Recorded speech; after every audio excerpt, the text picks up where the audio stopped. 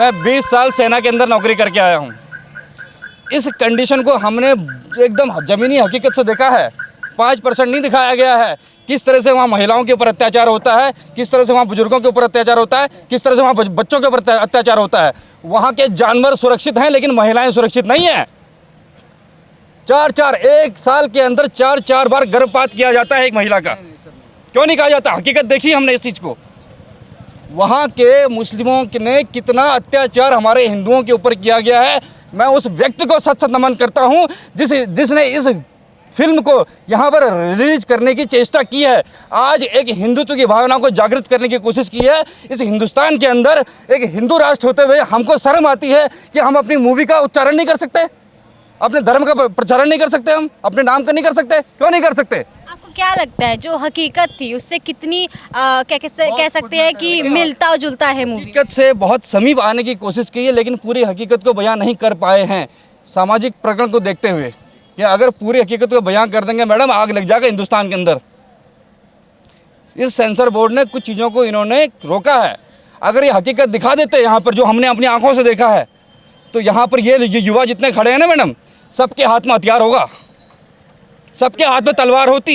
एक युवा 10-10 अगर को न काट दे तो हमारा अंजाम बदल दीजिएगा। नहीं, ऐसा नहीं है। इस्तेमाल ना कीजिए। क्यों नहीं किया जाए? जब हिंदुओं का काट, आप पत्रकार हो करके आप नहीं आप मूवी में देख रहे, क्यों नहीं बोलेंगे? बोला जाएगा, मैं काटूंगा 20 को। ये गलत चीज़ है। अगर इस तरह से अगर मूवी के अंदर दिखाया जा रहा है, इसके बावजूद आप नहीं कह पा रहे हैं, शर्म की बात आपके ऊपर है। हिंदू नहीं है क्या आप?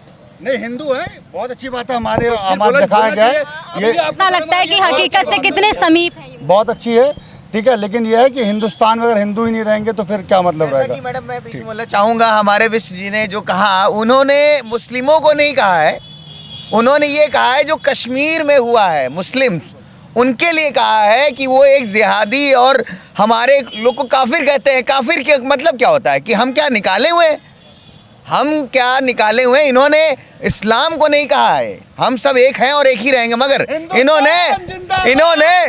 इन्होंने सिर्फ वो बात कही है कि मुस्लिम कौन? बाहरी मुस्लिम जो हुकूमत चाहते हैं, ना कि हिंदुस्तानी मुस्लिम। आप हिंदुस्तानी मुस्लिम को भी हम भी सलाम करते हैं, आप भी सलाम करते हैं। इनके लफ्ज़ आप वही थे। आज मोदी जी हैं, हम गर्व करते हैं, हम कोई पॉलिटिक्स की बात नहीं करते हैं। योगी जी हैं, लेकिन हम हिंदू मुस्लिम एकता चाहते हैं और चाहते ही रहेंगे, क्योंकि उंगलियां हम तोड़ नहीं सकते, नाखून को हम नोच नहीं सकते, कह सकते हैं इस माटी को हम जोड़ सकते हैं। इसलिए हमें हिंदू मुस्लिम एक रखना पड़ेगा। और जो आतंक मचाता है उसके बम डाल दीजिए, उसके बम में बम डाल दीजिए। बस मैं यही कहना चाहूँगा। हमारे बिस्टर जी, हमारे जो सर हैं, इन्होंने जो स्पीच दिया है, इन्होंने बोला एक 20 को काटूंगा, पाकिस्तानी 20 को काटूंगा। इन्होंने, हमारे सर ने जो बोला है वो पाकिस्तानी 20 को काटने की बात की, ना कि मुस्लिम 20 को। मुस्लिम हमारे भाई हैं, इनका कहने का मतलब वही था, बस अंदाज कुछ अलग था। तो बस वही कहना चाहूँगा, मूवी बहुत अच्छी है। मैं सैल्यूट करना चाहूँगा जो मूवी अभी आई है, इसके लिए ग्रैंड सैल्यूट की। मूवी को लेकर लगातार विवाद भी हो। देखिए, मैं अपने बारे में कह दूं, ये विवादित इसलिए है क्योंकि जनता, मैं कुछ कहना चाहूँगा, विवादित इसलिए है क्योंकि आज की जनता हिंदू मुस्लिम कर रही है, मगर वो ये भूल चुकी है हिंदू क्या मुस्लिम क्या, वो ये जान ही नहीं पा रही है सच्चाई क्या है। सच को मिटला दिया गया है। आज बताते रहे बाबर महान, अकबर महान। अकबर क्या थे? हरम में रखते थे अकबर कोई वो थे, महान थे? अकबर एक नपुंसक थे। मैं तो कहूँगा अकबर नपुंसक थे। मगर महाराणा प्रताप के बारे में बताइए, आप हमारे जो है बाजीराव पेशवा के बारे में बात कीजिए। आप हमारे ज़्यादा जो किताबें छुपा दी गई हैं, जो बच्चों को नहीं पढ़ाया गया। आज मैं एक बात कहना चाहूँगा आपकी मीडिया के माध्यम से कि गुरुकुल कहाँ है मैडम, मुझे दिखाइए। गुरुकुल कहाँ है, मुझे दिखाइए। वेद कहाँ है, मुझे पढ़ाइए। शास्त्र कहाँ है, मुझे बताइए। और इतिहास क्या है, फिर से दोहराइए।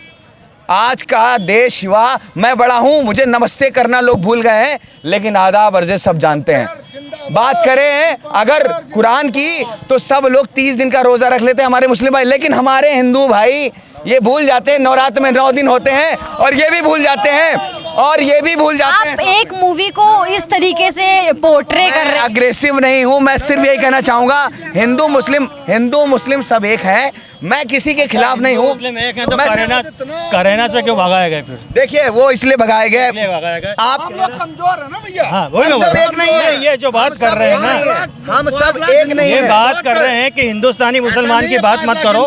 कमजोर थे। तो हमारे यति जी महाराज क्यों बैठे, उनके ऊपर सिक्योरिटी क्यों लगी हुई है? वो कैराना से क्यों भागे गए? इतने हाँ नहीं, एक मिनट बात बता रहा हूँ। केरल हाथ से जा रहा है आपके, वेस्ट बंगाल हाथ से जा रहा है आपके, वहाँ पे कौन करने वाले? कोई बाहरी है? हिमाचल प्रदेश भी जा रहा था सर, आप भी जानते हैं। हाँ जा रहा था ना। हमको जहाँ मैं ये कहना चाहता हूँ कि अगर आप हाँ। इस स्थिति में भी आपने परिस्थितियां नहीं देखी भैया, नहीं देखा, हमने यही देखी बोल है। रहे हैं। देखिए एक मिनट मेरी बात मैं कह रहा हूँ, हमने जमीनी हकीकत देखी हुई है और उस मंजर को देखा हुआ है जिससे आपके शेयर जाएंगे अगर उस मंजर को देखेंगे तो आप। करो रिकॉर्ड करो उसको। ये रिकॉर्ड करिए, मैं बोल रहा हूँ मैं हिंदुस्तान का मैं 20 साल सेना के अंदर नौकरी करके आया हूँ मैं, है ना?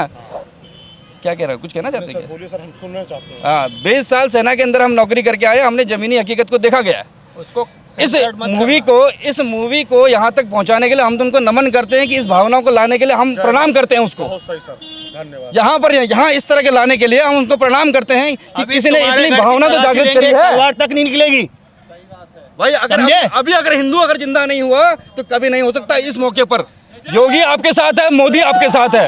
अगर इस प्रकरण में भी, इस माहौल में भी अगर आप लोग एक नहीं हो सकते हैं तो कभी नहीं हो सकता हिंदू। सर जय श्री राम। जय श्री राम।